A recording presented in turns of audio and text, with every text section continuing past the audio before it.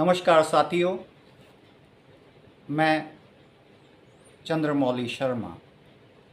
सबसे पहले मैं राष्ट्रीय सोशलिस्ट पार्टी यूनाइटेड की संस्थापक बहन अमृता जी और भाई अभिजीत जी का बहुत बहुत धन्यवाद करना चाहता हूं कि उन्होंने एक कार्यकर्ता को राष्ट्रीय अध्यक्ष पद की जिम्मेदारी दी है। साथ ही मैं राष्ट्रीय जो हमारी कार्यकारिणी है पार्टी की, उसके सभी माननीय आदरणीय सदस्यों का हार्दिक धन्यवाद देना चाहता हूं कि उन्होंने मुझे इस पद के अनुरूप समझा। भाइयों और बहनों, आपको पता है हाल ही में लोकसभा के चुनाव हुए और उसमें आपने देखा कि कैसे बड़ी बड़ी पार्टियां एक दूसरे के ऊपर आरोप और प्रत्यारोप करने में लगी हुई थी। आपने देखा कि जिन्हें हम 5 साल के लिए चुनते हैं, क्या वो हमारी मूलभूत सुविधाओं के लिए हमारे को 5 साल में फिर मिलते हैं? उनसे मिलने के लिए भी हम तरस जाते हैं। मैं आपसे पूछना चाहता हूँ, क्या आपने जिन्हें वोट दिया वो आपसे कभी मिलने आए? नहीं। कुछ साथियों ने मुझे महाराष्ट्र से वीडियोस भेजे। मानसून का सीज़न है और वहाँ की हालत बहुत बुरी है, और जब हम अपने चुने हुए नेताओं के पास जाते हैं तो वो हमसे मिलने के लिए भी इनकार कर देते हैं। कुछ लोगों ने मुझसे पूछा कि आपने इतनी पार्टियों में काम किया, फिर क्यों राष्ट्रीय सोशलिस्ट पार्टी? उन लोगों के लिए मेरा एक ही जवाब होता है कि जो ये पार्टी है, इसमें कोई अपने को नेता नहीं मानता। इसमें सब अपने को एक कार्यकर्ता और आमजन मानते हैं, और ऐसी पार्टी में आकर मुझे गर्व महसूस होता है। साथियों, आने वाले समय में महाराष्ट्र, दिल्ली, झारखंड, हरियाणा में विधानसभा के चुनाव आने वाले हैं। मेरा आप सबसे अनुरोध है कि आप सोशल मीडिया पर जो समय देते हैं उसमें सिर्फ 10 मिनट आप पार्टी के प्रचार के लिए उसमें दे दें, तो ये पार्टी के लिए बहुत अच्छा रहेगा।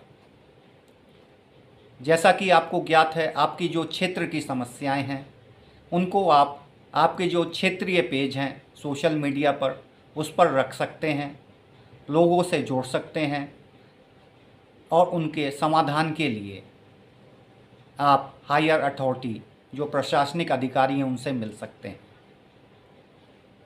साथियों, मैं बहुत ज़्यादा अभी बात नहीं करूँगा, लेकिन फिर भी इतना कहना चाहता हूँ कि आइए मिलकर मानवता के लिए, देश के लिए, पार्टी के जो मूल सिद्धांत हैं उनको हम जन जन तक पहुंचाने की कृपा करें।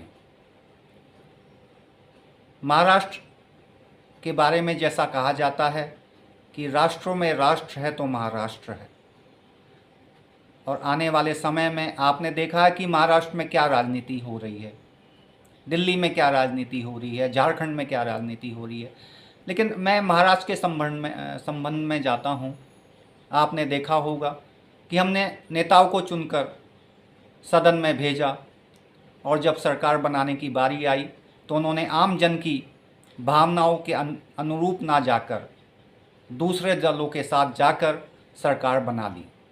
मतलब कि जो नेता को हमने चुनकर भेजा उन्होंने अपने फ़ायदे के लिए सरकार में जाना उचित समझा।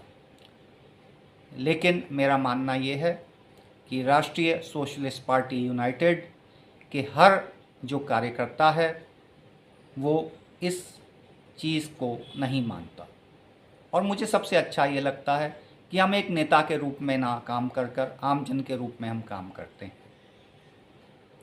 साथियों, आने वाले समय में सबसे पहले महाराष्ट्र विधानसभा के चुनाव होने जा रहे हैं।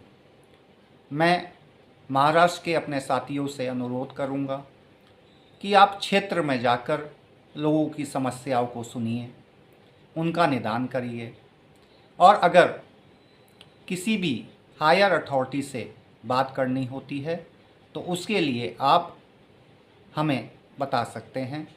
हम कोशिश करेंगे कि क्षेत्र की जनता का जो समाधान है वो जल्द से जल्द हो। साथियों, जैसा कि आपको पता है कि बड़ी बड़ी पार्टियों ने अब चुनाव को धन बल के रूप में ले लिया है। वो धन खर्च करते हैं और चुनाव जीत जाते हैं, लेकिन ऐसा नहीं है। जब हम ज़मीनी हकीकत पे उतरते हैं, हम ज़मीन पर उतरकर लोगों की समस्याओं का निदान करते हैं, लोगों की समस्या सुनते हैं, तो लोग भी हमें तवज्जो देते हैं। साथियों, जैसा कि आप पता है कि कुछ चीज़ें ऐसी हैं जो बिना धन के नहीं हो सकती। मेरा आपसे अनुरोध है कि आप सबसे पहले तो जो आपकी मेंबरशिप है, मैं पार्टियों के लोगों को बोल रहा हूँ कि आपकी जो पार्टी मेंबरशिप का है उसको आप लें, और जो भी आपसे हो सके, मैं आपसे अनुरोध करूँगा कि जो भी आपसे हो सके वो पार्टी फंड पर दान करें। नीचे लाइन में पार्टी का अकाउंट आपको दिखाई दे रहा होगा। लोगों को अपने साथ जोड़ें। आने वाले समय में मैं मानता हूँ कि जो समय है वो राष्ट्रीय सोशलिस्ट पार्टी यूनाइटेड का होगा, क्योंकि उसका एक रीज़न है कि हम नेता के रूप में ना काम कर हम एक आम जन के रूप में काम कर रहे हैं। साथियों, आपने देखा कि आज आम बजट आया है, और जो हमारे आर्थिक विभाग है पार्टी का, वो उसका विश्लेषण कर रहे हैं। बहुत जल्दी उस पर भी मैं आपसे बात करूंगा। लेकिन हाँ, आपके भी जो सुझाव हों वो आप पार्टी के फोरम पर उठा सकते हैं कि क्या बजट में होना चाहिए था और क्या नहीं होना चाहिए था। किसी एक विशेष राज्य को इतना धन दे देना, दूसरे राज्य को कुछ भी नहीं देना, ये कहाँ तक उचित है। आखिर में मैं जो सभी पार्टी में नव नियुक्त पदाधिकारी, जिसमें भाई सलीम शेख जी, भाई प्रकाश वशिष्ठ जी, सचिन जी, संदीप चौधरी जी, जयश्री जी और आदि जो भी लोग अभी पार्टी में पदाधिकारी आए हैं, उनका दिल से हार्दिक स्वागत करता हूं, अभिनंदन है। और बहुत जल्द हम देश की और प्रदेशों की राजनीति में एक अच्छा मुकाम हासिल करेंगे, इसकी मैं आशा करता हूं। बाकी आगे। धन्यवाद। जय हिंद।